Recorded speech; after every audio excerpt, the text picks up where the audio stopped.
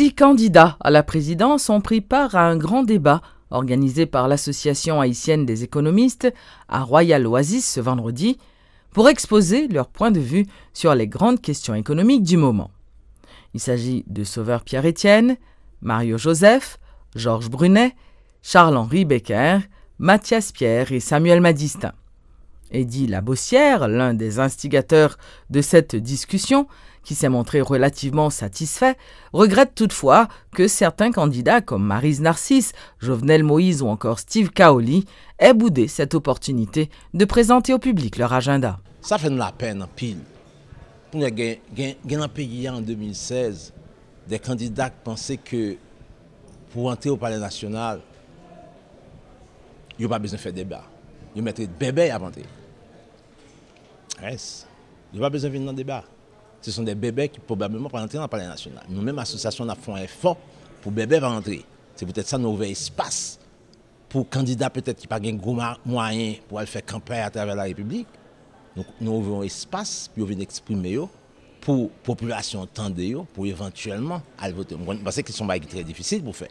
Parce que les choses du total, il y a 25% de gens dans une situation extrême pauvreté. C'est des gens qui ont 10 gouttes, 20 gouttes, 100 gouttes, éventuellement 1000 gouttes pour aller voter pour. Ce qui nous intéresse, c'est surtout la vision de la personne. Les priorités vont venir. Si mal poser la question sur priorité, la fait démagogie avec moi, il parle de l'agriculture, il faut lancer la production nationale, évidemment, là donne tout. Mais ça, nous avons vraiment besoin, côté candidat Chita, sous vision, sous choix de société que l'a fait. Je dis à nous, une société inégalitaire, nous avons une société, c'est misère bail. Est-ce qu'on va changer la société ça, qui est inégalitaire pour faire une société plus ou moins égalitaire? Parce que nous sommes de tout à l'heure, 25% de la population a vu dans une situation d'extrême pauvreté. 60% pauvres. Comment changer la situation? Parce que le système que nous avons là, c'est pauvreté le bail, c'est inégalité le bail, c'est destruction de l'environnement. Donc, on n'a pas besoin de priorité. Depuis que nous sommes combattre ça, certainement venir avec des priorités, des choses appropriées. Donc, on ne va pas rentrer dans le détail ça. Donnez-moi vos projets de société, donnez-moi vos choix de société qu'on fait. Est-ce qu'on va continuer une société inégalitaire ça? Est-ce qu'on va continuer une société de pauvreté ça? Ou bien encore, est-ce qu'on va venir avec de nouveaux paradigmes pour créer une autre société plus égalitaire qui pourrait créer richesse, qui pourrait créer valeur, qui pourrait créer emploi pour finalement permettre à Haïti de retrouver le cercle vertueux du développement, de la croissance, surtout par rapport aux autres pays de la Caraïbe. Le candidat à la présidence de la paix, Jude Célestin, vient d'obtenir un appui des militants de base de l'organisation des socioprofessionnels baptisée Colibri. Les responsables de cette nouvelle structure invitent la population à se rendre aux urnes massivement le 25 octobre prochain pour voter en faveur de Jude Célestin. La génération Colibri ose dire avec des millions d'Haïtiens que la paix est humaine, est possible et si nous le voulons, elle est proche avec Jude Célestin. Car nous sommes à 2 doigts de la victoire. Ça se sent, ça se sait, ça se dit. Cette fois, notre victoire ne sera pas volée, puisque nous serons avec tous nos bons alliés sur le roc inébranlable d'une barrière qui ne sera pas franchie. Car plus jamais, nous ne replongerons pas dans la vallée sombre de l'injustice électorale de 2010. Cela a fait le malheur du pays. Nous rejetons la vieille et inepte loi du talion. Ce que nous voulons, c'est la justice et la paix. Ce n'est pas la vengeance. Nous allons mener ce combat sur le chemin de la dignité, de la discipline et du respect des lois de la République. Aujourd'hui, jamais le pays ne s'est senti si clairement le besoin de vivre et de grandir dans l'idéal d'une force mise au service de la conscience humaine. Et cet idéal, Jude Célestin l'incarne avec intelligence. C'est cet idéal que nous poursuivons au sein de Génération Colibri. Nous sommes le phare, un phare qui fait briller la lumière de l'espérance pour des millions d'Haïtiens marqués au feu rouge de la cinglante injustice de 2010. Enfin, nous disons ensemble dans la paix, marchons vers la victoire, ensemble mobilisons-nous pour l'Haïti de demain, ensemble mobilisons-nous avant, pendant et après la victoire de Jude Célestin. Nous sommes 100% Colibri, 100% avec Jude Célestin, les arrivés, les arrivés, les arrivés. Signature ce vendredi d'un protocole d'accord entre le ministère du Commerce et la firme dominicaine Codevi qui favorisera la création de plusieurs centaines d'emplois. Cet accord concerne l'implantation dans la commune de Ouanamet d'un micro-parc industriel. Suivez les explications du ministre du Commerce, Jude RVD.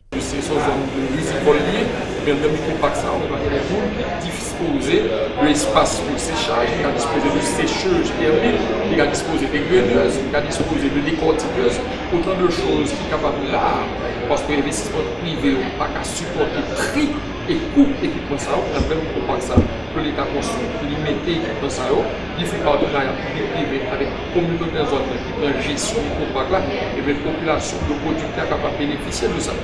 Et micro-parc là, c'est un processus que l'État met disponible des espaces avec des équipements.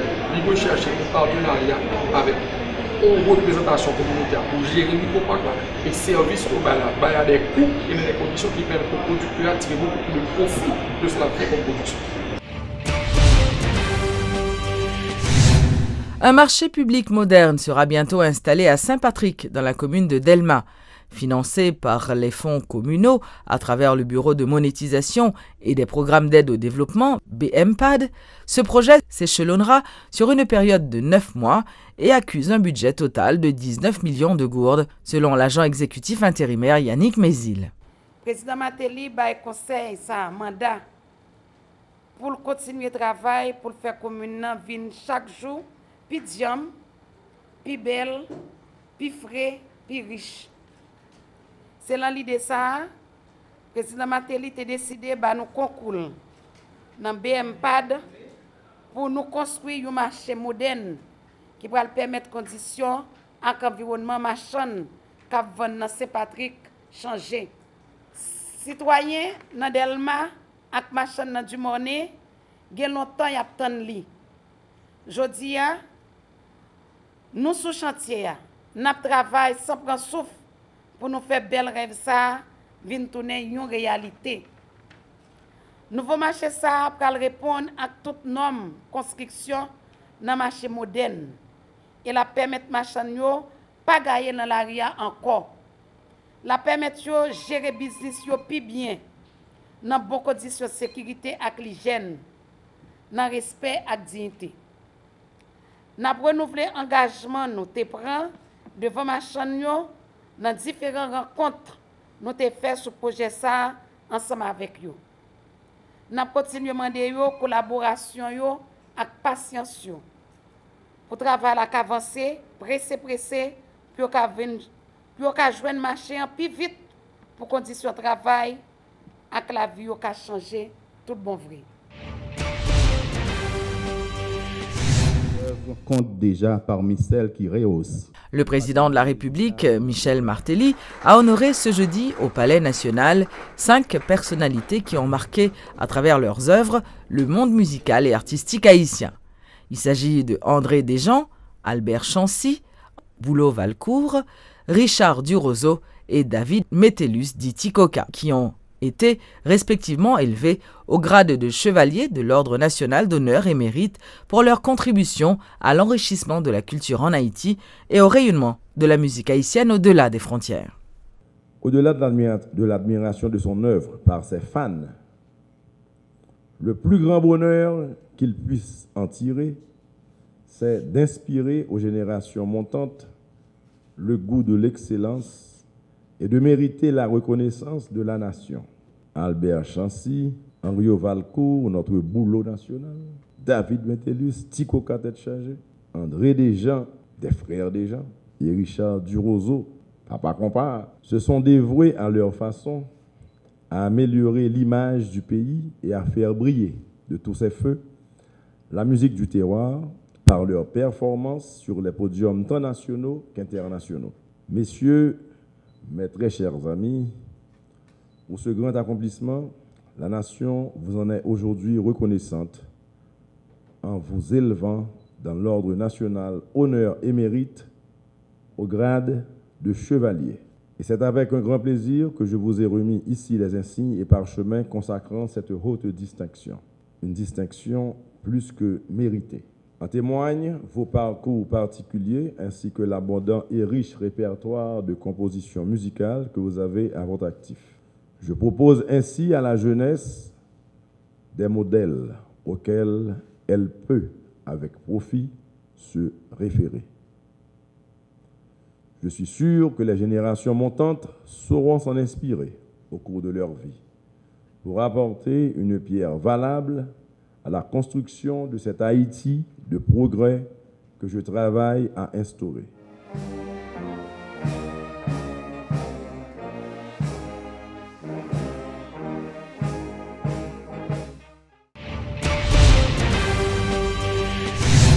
Célébration ce vendredi de la Journée mondiale de la Poste, l'Office des Postes d'Haïti a organisé plusieurs activités.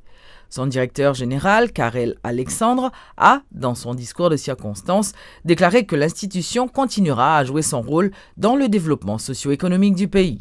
La modernisation du service fourni pour la sécurité et la rapidité dans la transmission des courriers et colis reste et demeure la priorité de ma direction. De nos jours, le développement de l'Internet s'est accompagné d'un net ralentissement du travail dans la transmission des courriers. Et il a aussi garanti la possibilité de suivre, localiser et identifier chaque pli, chaque colis, indistinctement à chaque moment de son trajet. Pour ainsi dire, cette innovation est mieux connue sous la dénomination de Tracking Number. L'administration de l'OPH que je dirige a vite compris qu'il était temps que les institutions étatiques soient hautement compétitives en vendant mieux leurs images et en faisant luire leur visibilité. À ce compte, tous les véhicules de service reflètent non seulement les couleurs, mais aussi mettent en exergue le logo de l'OPH, ainsi que les bâtiments soigneusement identifiés.